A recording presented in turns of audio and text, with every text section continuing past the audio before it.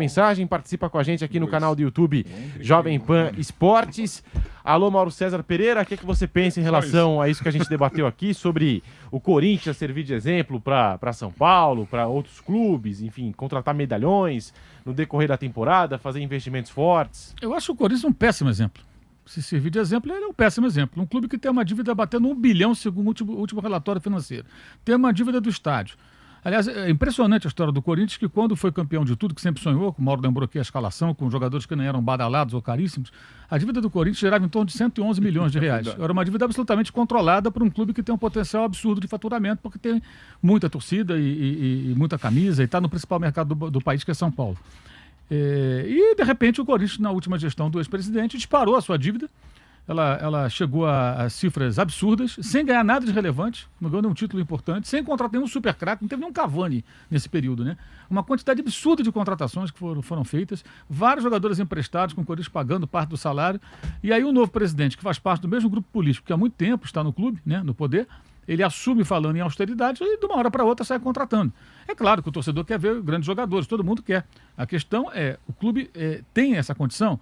Aí sempre tem a mesma história. Ontem eu conversei com um colega jornalista que cobra o Fluminense, e ele estava falando, não, o Fluminense mandou embora tantos jogadores, reduziu a folha, mais ou menos o que fez o Corinthians e tudo. Sim, mas essa conta a gente nunca viu.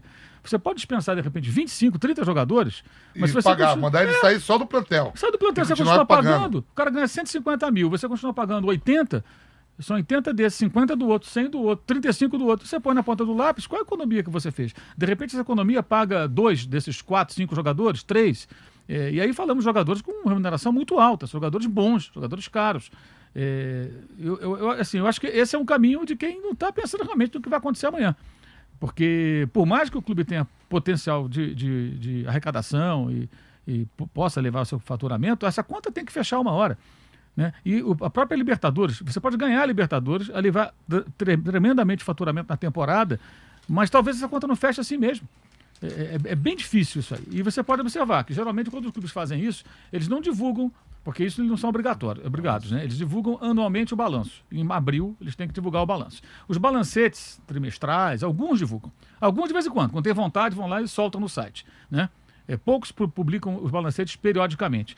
Se o clube quiser realmente mostrar que essa conta fecha, e mostrar não é para mim, não. Tem que mostrar para o torcedor. O torcedor do Corinthians tem o direito de saber. O sócio do Corinthians tem o direito de saber. O sócio torcedor, você pede para o cara se associar. Colocar a graninha dele ali. Em tempos bicudos, né? Pandemia, essa coisa toda. E aí você não mostra. Então faz o balanço. Dispensamos tantos jogadores, economizamos X milhões de reais, sei lá, e contratamos esses caras aqui que juntos custam isso aqui. Então a conta fechou.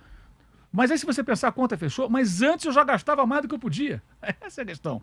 Você está economizando, em tese, dentro de um raciocínio minimamente lógico, você teria que economizar, dispensando jogadores, sem contratar outros tantos.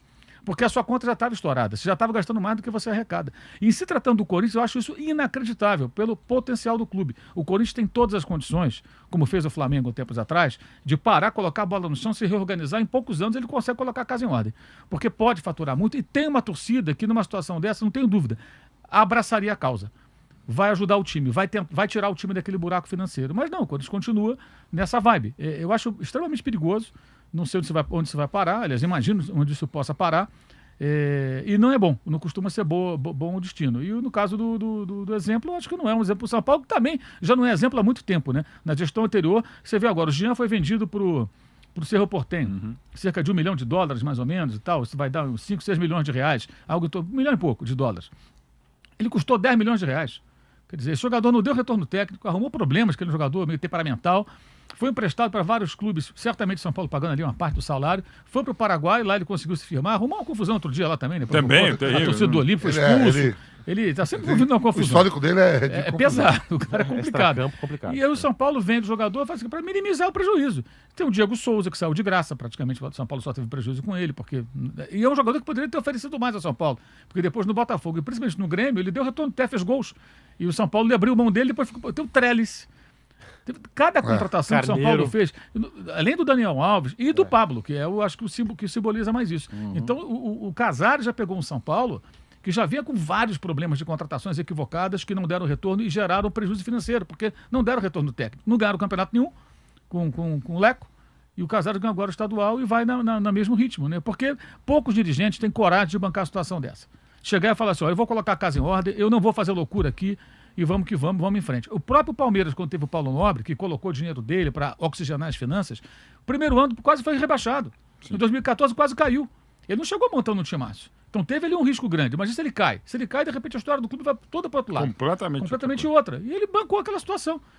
Teve coragem para fazer isso. Nem todo mundo tem.